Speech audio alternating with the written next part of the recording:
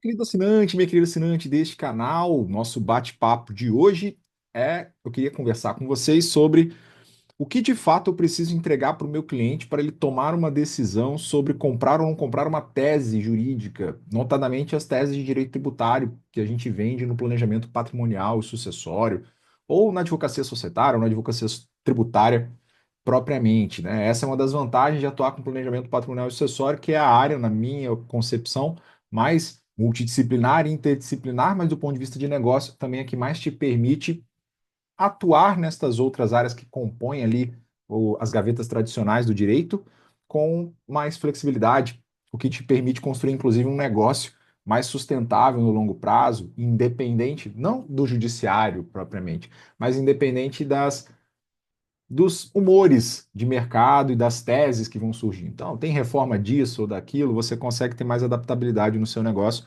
de qual é o produto de prateleira que vai estar sendo colocado. E dentre os vários produtos de prateleira do planejamento patrimonial e acessório, notadamente os produtos de economicidade tributária saltam aos olhos, notadamente nesse momento que nós estamos vivendo no nosso país, em que há uma reforma tributária em andamento, a emenda constitucional que já está ali aprovada, já está no texto constitucional, um PLP 68 que foi convertido em lei complementar, temos a lei complementar 214 de 2025 e também um projeto, o PLP 108, que vem também regulamentando a reforma tributária, cujo líder do governo nas casas legislativas é, tem como meta aprovar até junho deste ano de 2025, que é quando eu estou gravando esse vídeo, hoje, dia 20 de março de 2025. Então, conversa da gente vai permear o que você tem que entregar para o cliente tomar uma decisão. Porque o que você vende são teses. Se você que trabalha com planejamento patrimonial acessório ainda não entendeu isso, você não tem a caneta na mão, você não tem como garantir uma coisa julgada para o teu cliente, você tem como apresentar para o teu cliente o que muitos advogados já fazem, que é um estudo de jurimetria. Mas esse estudo de jurimetria, eu quero que vocês cheguem a essa conclusão comigo, ele não é suficiente para tomar de decisão. Muitos colegas apresentam os estudos, dão seus pareceres, dão seus opinamentos com base em jurisprudência, e essa jurisprudência, muitas vezes, para o próprio advogado, para a própria comunidade jurídica, já é insuficiente para, se alguém perguntar para você o que você faria, você ficar na dúvida. Então, quiçá quando eu estiver conversando com um empresário, quando eu estiver conversando com um chefe de família, quando eu estiver conversando com o meu cliente final. Eu preciso dar para ele algo que seja mais tangível para ele tomar decisão. E muitos dos nossos colegas advogados pecam e pecam muito feio ao não entregarem isso para os seus clientes nos seus respectivos estudos.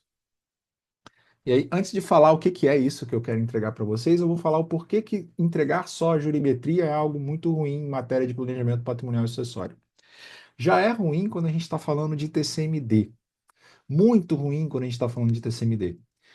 Nós, advogados, cometemos o mesmo erro que as secretarias de Fazenda cometem as procuradorias de Fazenda cometem quando tentam judicializar determinadas cobranças, determinadas autuações e não resolvem as coisas administrativamente ali. Qual erro é esse? Qual erro é esse? O mesmo erro que o STJ cometeu recentemente ao permitir que se reavaliasse a valor de mercado os ativos de uma companhia para fim de mensuração do valor patrimonial dessas cotas. O mesmo erro que o judiciário comete, o mesmo erro que o STJ comete, o mesmo erro que as secretarias de Fazenda cometem, as procuradorias de Fazenda cometem, muitos colegas advogados não deveriam estar cometendo e cometem. Qual é este erro? Primeiro, ao explicar para o cliente, expor que esses erros acontecem. Isso faz parte do teu trabalho. Fala assim, olha, vou te mostrar qual é o posicionamento disso, daquilo, para aquela ou para aquela matéria, mas olha como as pessoas também se equivocam, os entes que decidem também se equivocam. Ó, tem uma decisão assim, que levou em consideração isso, não tem nada a ver uma coisa com a outra, mas eles decidiram naquele sentido.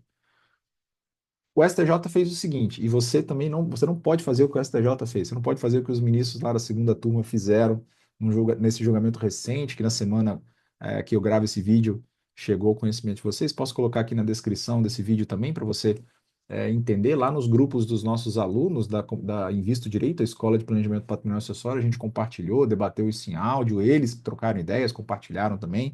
Eu falei muito disso em outra rede social, mas queria gravar também aqui no YouTube, dentro desse contexto do que eu preciso entregar para o meu cliente tomar decisão nesse momento de reforma. Então, se você não está inserido em alguma comunidade de planejamento patrimonial acessório, de direito tributário, direito societário, se você não conhece ainda, eu vou deixar aqui na descrição a nossa escola de planejamento patrimonial acessório, Invest Direito, que é uma escola verdadeiramente, porque tem uma formação principal, recebemos professores convidados para gravarem cursos específicos sobre alguma área, seja para vender, seja para executar as ferramentas de planejamento patrimonial acessório, as várias, ou seja, para modelar negócio. Então, você aprende vendas, você aprende técnica, você aprende business dentro da nossa escola. Comigo, uma formação principal, com professores convidados que gravam cursos, e nas aulas de educação continuada, toda semana a gente tem aula com professores convidados para conversar sobre algum assunto de PPS. Nós temos trilhas de aprendizado que separam essas aulas por matéria, por assuntos, e concentram ali para você localizar de modo mais facilitado. Inclusive, tem uma trilha especial da reforma tributária, uma trilha especial da reforma do Código Civil. Se você quiser conhecer o nosso projeto, aqui na descrição vai ter um link para você. É importante você estar nessas comunidades, porque nessas comunidades você está sempre atualizado, pessoas que estão trabalhando e atuando nesse mercado. Qual é o erro que o STJ cometeu? E eu não vou falar do erro técnico da conclusão, do erro injudicando, tá? O erro que a gente vê, notadamente, o STJ cometeu, e muitos colegas advogados cometem também, em matéria de ITCMD, por exemplo, quando tem um julgamento relacionado a um determinado contribuinte e uma determinada Secretaria de Fazenda, um determinado ente tributante de um Estado, a res iudicum deducta que chega, aquilo que está sendo discutido no processo, leva em consideração uma legislação regional, uma legislação estadual, cuja competência, o ente tributante para o ITCMD é o Estado. E as definições, se existe base de cálculo definida, se existe fato gerador definido, quais todos os pormenores para norma matriz de incidência tributária são estaduais. Eu tenho a norma de competência legislativa tributária, que é uma matéria constitucional. Quando as coisas chegam no STJ, ou quando as coisas chegam no TJ do respectivo estado, o que se discute muitas vezes não é a inconstitucionalidade de um determinado tributo estadual de herança ou de doação, o ITCMD. Não se discute muitas vezes constitucionalidade, tá? Se discute, por exemplo, critérios de quantificação. Se pode ou não pode doar pelo valor histórico, contábil, se pode ou não pode doar, se tem que doar pelo valor de mercado, se é permitido ou não é permitido reavaliação de ativos. Nesse exemplo, claramente, a gente vê um equívoco de jurimetria, que, no caso do STJ, um equívoco de remissão a precedentes da corte. Em que sentido? Se eu estou diante de um caso que eu analisei, que foi analisada a legislação de São Paulo, para um contribuinte de São Paulo, e se chegou a uma determinada conclusão quanto a avaliar ou não avaliar, se pode ou não pode o PL, se tem que reavaliar os ativos ali dentro, o que foi ou deveria ter sido considerado pelo legislador é a legislação de São Paulo. Então, num outro caso, por mais que ele seja na linha do tempo superveniente, eu não posso, se eu estou analisando um segundo caso do estado de Mato Grosso, me valer de um precedente firmado, do precedente, não posso nem chamar de precedente, de um julgamento anterior de um estado diverso para justificar, sendo que a res iudicum deducta, a legislação posta para discussão é a legislação de um outro ente federado, porque o tributo é estadual. Então, pode ser que, num determinado estado, eu tenha uma lei que seja favorável ao ente tributante. Falar, a descrição aqui é que eu posso reavaliar, porque aqui fala valor de mercado, aqui não fala valor contábil. Então, por mais que não tenha um critério de mensuração do valor de mercado, aquele estado tem uma justificativa. Não tem o critério, mas tem da definição mais ampla da base de cálculo, que permite uma exação, permite uma cobrança próximo do valor de mercado e não pelo valor contábil. Em alguns estados é expressamente colocado o valor contábil. Então, o que que o STJ fez? E faz, e outros tribunais fazem também, não só o nosso Superior Tribunal de Justiça, mas alguns TJs. Alguns TJs estão analisando a legislação do seu estado, citando precedentes de outros estados, decisões de outros estados, que analisaram leis de outros estados. Isso que o judiciário faz, vocês não podem fazer como advogados. Vocês podem colocar que existe um comportamento do judiciário. Presta atenção, eu nem cheguei ainda. Eu preciso fazer esse raciocínio com vocês para dizer, para chegarmos à conclusão do que eu preciso entregar, e vocês vão ver que é objetivamente muito mais simples, muito mais palpável e é o fator verdadeiramente importante para tomar de decisão, tá? Mas eu preciso construir esse racional com vocês antes. Então, um pouquinho de paciência para a gente concluir como é que constrói, inclusive, a estrutura de um legal opinion de um modo mais inteligente, mais assertivo. Então, uma coisa é me posicionar para o meu cliente de modo genérico de que os tribunais costumam ter decisões oscilantes e muitas delas em erro adjudicando. Então, esse é um fator de variabilidade e risco a ser levado em consideração. Por mais que exista uma objetividade na legislação e existam precedentes favoráveis, alguns tribunais costumam considerar, e algumas secretarias de fazenda costumam considerar, decisões mais recentes do que as decisões mais antigas. Mesmo que decisões mais recentes não sejam uma decisão mais recente, que seja um overruling das decisões antigas, que seja um precedente vinculante. Então, quando eu estou estudando os precedentes para dar o meu legal opinion, eu preciso entender isso. O comportamento da Secretaria de Fazenda nem sempre vai obedecer o que está posto num precedente vinculante de tribunal. Mesmo que aquele precedente seja vinculante. Mesmo que aquele precedente seja, mesmo que seja um recurso repetitivo, mesmo que seja um incidente de uniformização de jurisprudência, mesmo que seja uma decisão de repercussão geral, para fins de atuação da Secretaria de Fazenda, mais vai valer um parecer normativo de alguma procuradoria, acatando ou não, e mais vai valer alguma modificação legislativa, acatando ou não determinado entendimento. Diferente quando a gente está falando de controle concentrado de constitucionalidade, em que há retirada da lei, em que há declaração de inconstitucionalidade com redução de texto, e aí sim a gente não tem mais o substrato legal. Algumas secretarias de fazenda e as procuradorias de fazenda costumam andar rápido quando é uma decisão em controle concentrado de constitucionalidade, tá? E mesmo quando é no TJ ali, que acaba sendo difuso, não respeito. Então eu tenho que ter essa clareza. Olha, o julgamento que eu estou colocando para o meu cliente como fundamento do meu legal opinion em determinada estruturação que eu vou conduzir com ele ou propor para ele, ele toma sem número, um conjunto de precedentes, um conjunto de julgamentos que vai ali do Tribunal de Justiça do estado onde eu estou, do Tribunal de Justiça para o estado, eventualmente, onde eu queira ir, se eu estiver falando de domicílio fiscal mais vantajoso, pré-reforma, e do STJ e do STF. Tudo bem. Julgamentos mais novos querem dizer que são julgamentos do entendimento atual da corte? Não necessariamente. Você pode estar pegando uma decisão de uma turma e não de um colegiado, do colegiado pleno daquele tribunal. Você pode ter um entendimento mais recente, mas é um entendimento de um colegiado, mas que não tinham todos os ministros votando. Você pode ter um entendimento de um colegiado em que a sessão aconteceu com quórum mínimo e realmente não tinha ali os outros votos para poder levar a discussão para um outro caminho e tal, ter uma divergência. Bagulho. Então, você precisa olhar o precedente que você cita nos seus legal opinions e, de fato, estudar o precedente para ver em que força aquele precedente tem. Não só como força prescritiva daquele precedente, se é um precedente vinculante, então isso aqui obriga os tribunais. Ou se aquele precedente é um precedente verdadeiramente persuasivo, como se pretende colocar, e para ver isto, você olha a composição dos votos. É uma orientação que eu estou dando para você. Olha, quem votou aqui? Nossa, nós temos 6 votos. Qual que é a composição do tribunal? Ah, são 30 e tantos, são 20 e tantos. Qual é a força realmente disso? Ah, não, é um precedente que pô, a gente tem um colegiado quase, pediu lá, foi para plenário esse negócio, teve. Então, é outra eficácia persuasiva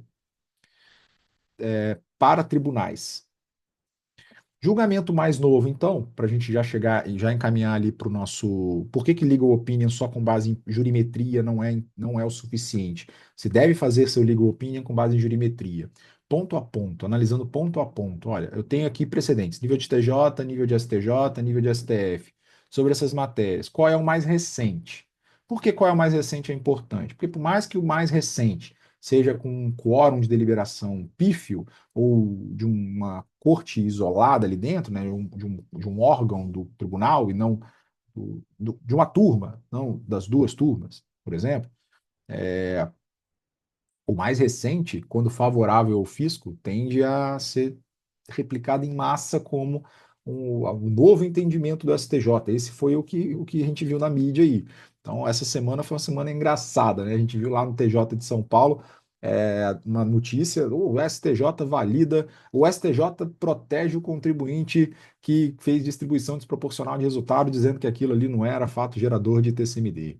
Aí na outra, o STJ diz que pode reavaliar as cotas para fins. Então, a gente fica meio que sofrendo e ficando feliz, e está mais ou menos assim no clima de reforma. Compartilho essa dor com vocês. Mas a decisão é mais nova. A mídia vai agora e alastra. E o entendimento e o interesse por planejamento patrimonial acessório tem se tornado maior. Então você pega uma notícia nova, que fala de uma decisão nova. Aquela decisão é favorável ou desfavorável, aquilo ali tende a ter uma repercussão maior midiática e é uma força persuasiva não pela estrutura de votos ou pela estrutura que a lei, a força que a lei mesmo dá para aquele precedente, mas porque a notoriedade daquele precedente será maior, daquela decisão será maior, porque mais divulgada na mídia. Então, as pessoas vão conhecer aquela decisão, não porque fizeram pesquisa de jurisprudência, mas porque a mídia colocou, isso circulou para cá e para lá, e enfim. Então, quando você estiver analisando precedentes, pegou um precedente do STJ. Cara, você está no estado de Santa Catarina. Se você puder, faça um estudo de precedentes relacionados a casos de Santa Catarina, do Paraná. Tem legislações ali próximas com o mesmo texto. Se o texto que você tem, você não encontrar suficiente decisões, presta atenção, você não encontrar suficiente decisões com o texto do estado que você está trabalhando, não adianta pegar precedentes de um estado que tem uma legislação completamente diferente da que você tem para trabalhar. Ah, estou em São Paulo e Mato Grosso. Não, São Paulo e Paraná. Então, Paraná e Santa Catarina. Então, tenho alguma proximidade das definições dos fatos geradores. Então, o texto é o mesmo, excelência. Quando você vai argumentar, fala, não temos tantos casos desse tribunal porque o recurso não é reconhecido, então agravo de instrumento e tal, para destrancar, então as coisas não subiram ainda com o volume que a gente gostaria para poder discutir a lei de determinado estado. Mas no estado vizinho, olha, subiu, o TJ de lá deixar as coisas subir, ó, subiu. Então, a gente já tem decisões que é o mesmo texto. Olha, a gente tem a mudança de uma vírgula aqui, mas a gente tem uma base para discutir que eu vou para o estado vizinho e trago o conjunto de enunciados para falar, é a mesma discussão, a mesma lei, o mesmo artigo, e quem julgou aqui foi um TJ, beleza, aqui foi um TJ, é uma lei diferente, mas é o mesmo texto, e chegou no STJ e decidiram assim. Então você tem que ter essa inteligência na hora de dar os seus legal opinions.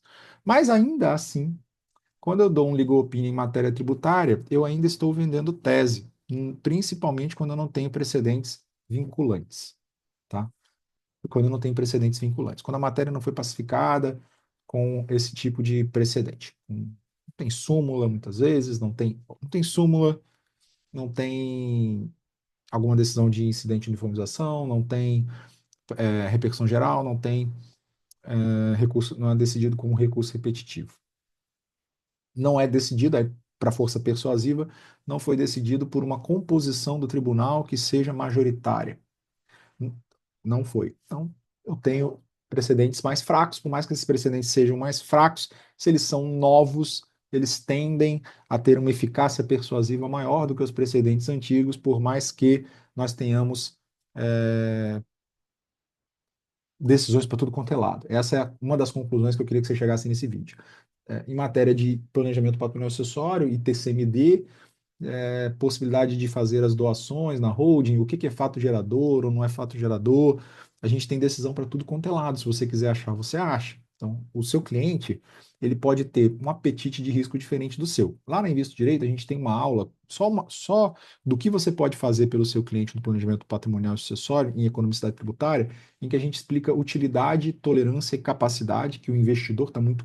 Você, sei lá, já fez algum curso de finanças, já deve ter ouvido falar, né? A utilidade do risco, a capacidade de tomar um risco e a tolerância ao risco. Então, no direito, quando a gente está falando em investir nessa tese, decidir pelo fluxo de caixa positivo ou negativo, impactado por uma determinada tese tributária, nós estamos também, nós como consultores, diante de uma decisão do cliente que nós precisamos, quando ele nos perguntar o que nós faríamos, nós devemos olhar para ele e falar: olha, eu tenho uma capacidade de risco diferente da dele, eu tenho uma tolerância a risco diferente da dele.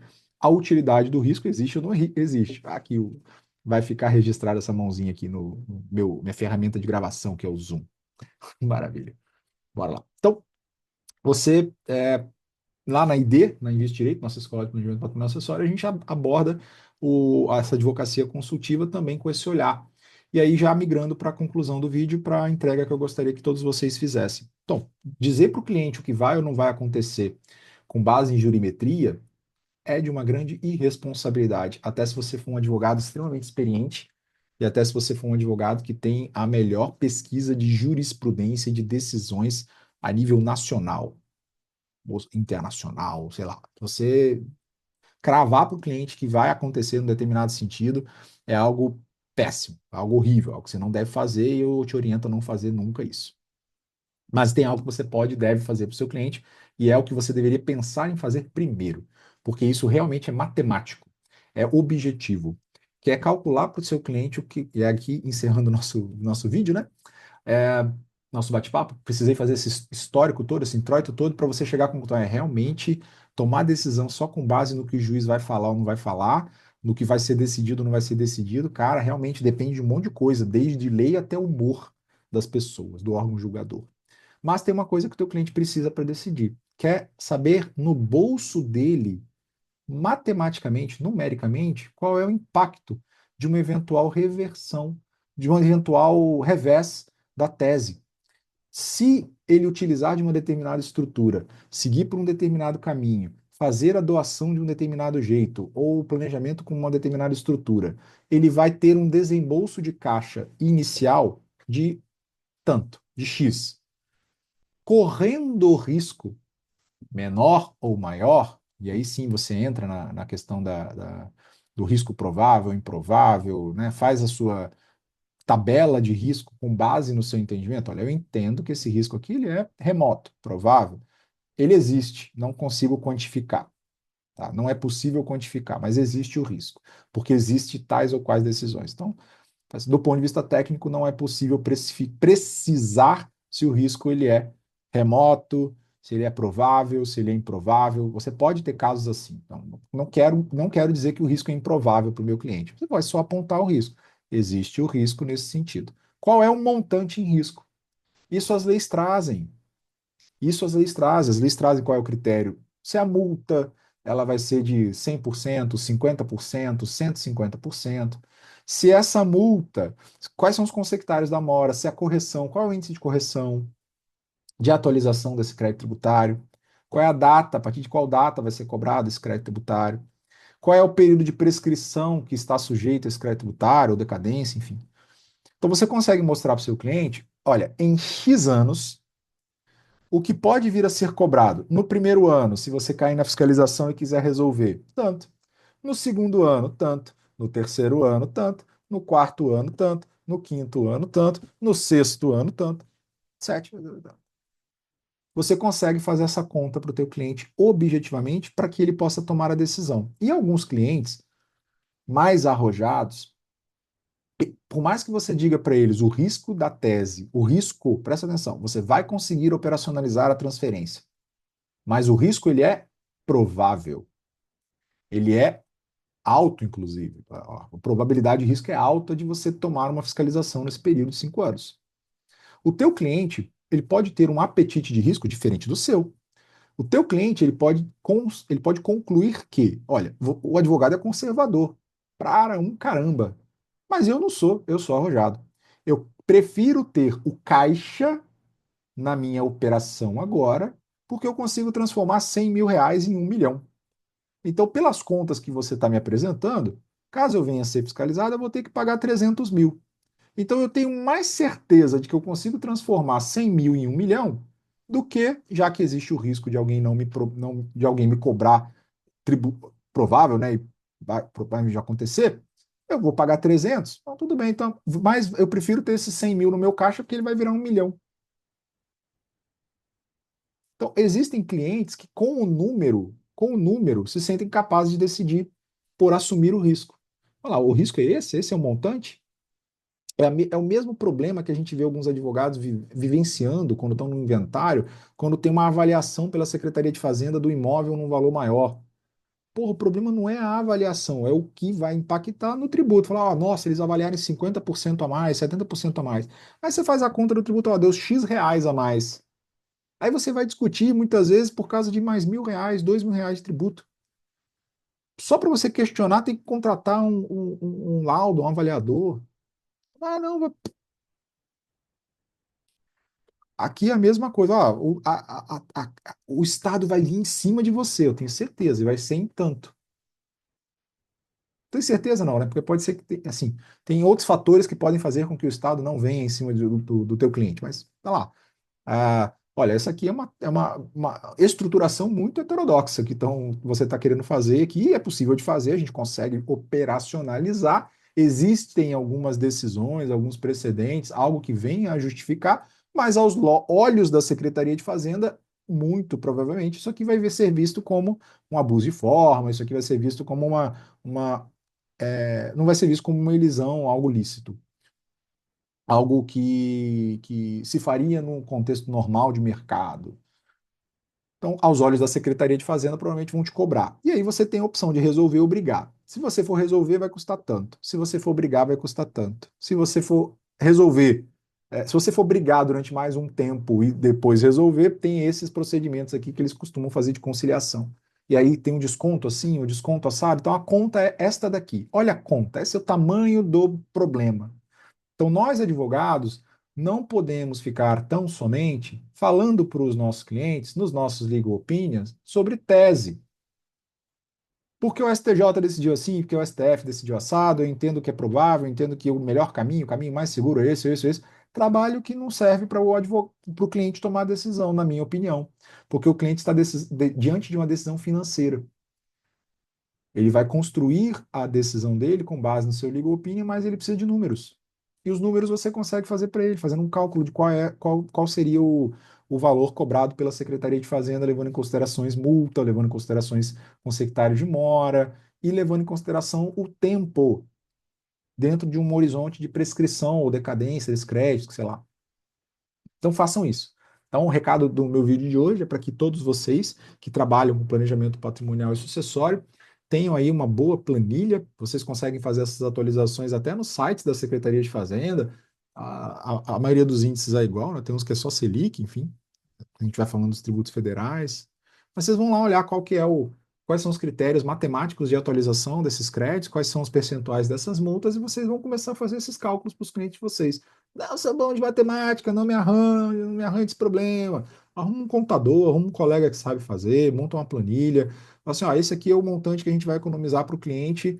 A gente tem uma expectativa de desembolso de caixa, porque ele vai ter que pagar os seus honorários, ele vai ter que pagar as custas, ele vai ter que pagar os emolumentos para poder transferir ali a propriedade imobiliária, porque está fazendo a holding assim assado, ele vai pagar a junta comercial, ele vai pagar os honorários do contador, ele vai pagar tanto de tributo, porque é o que eu estou dizendo para ele que dá para pagar, e a secretaria isso vai rolar, vai conseguir pagar assim assado, mais o ITBI, deu tanto. Então ele está economizando tanto. Quanto podem vir cobrar dele se der alguma merda? É 3 vezes tanto, 4 vezes tanto, 5 vezes tanto, 10 vezes tanto. Será? Não, às vezes é 2 ponto alguma coisa vezes o valor que você economizou. Então a conta, muitas vezes, para o empresário, para o empreendedor, fecha. Para uma família de classe média que construiu patrimônio imobiliário, um servidor público que juntou alguns imóveis para se aposentar, talvez essa conta não feche com tanta facilidade assim, porque são perfis de risco diferentes. O cara não quer. Não, eu tenho medo, o medo de perder para muitos empreendedores é algo controlado. Para outras pessoas, o risco de perder, ele já é, não, eu tenho mais aversão de perder do que vontade de ganhar e economizar alguma coisa. Mas se eu posso perder duas vezes o que eu estou economizando agora, eu prefiro nem mexer com isso, não, doutor. Então, tá bom. Então, mas esse risco ele é improvável, ele é remoto. Não, mas eu prefiro não correr esse risco, eu sou ultra conservador. Tudo bem. Você mostrou para ele em números, não só a economia, que muitos de vocês já estão fazendo nos projetos quando vão entregar propostas para o cliente. Ó, isso é o que você pode economizar. Maravilha. Mas para tomada de decisão do cliente, uma vez te contratando, você, né, deveria ter mostrado para ele também, o montante em risco seria esse, a probabilidade é pequena ou remota. Uma vez contratado, quando for executar, se você mostrou para ele 6, 7, 8 caminhos possíveis, você precisa, na hora dele tomar a decisão de qual caminho ele vai seguir com você, pelo menos neste momento, você já quantificar para ele e mostrar, olha, aqui a gente tem, eventualmente, se houver algum revés, é tanto, aqui é tanto, aqui é tanto. Qual nós vamos? Beleza? Então, se você ainda não é inscrito nesse canal, aqui embaixo, inscreva-se e ative as notificações para vocês receberem vídeos como esse toda vez que eu subir no YouTube, aqui no nosso canal da Invisto Direito. Se você não conhece a nossa escola de planejamento patrimonial acessório, aqui na descrição também tem um link para você conhecer o nosso projeto. Um abraço, até o próximo vídeo. Tchau, tchau.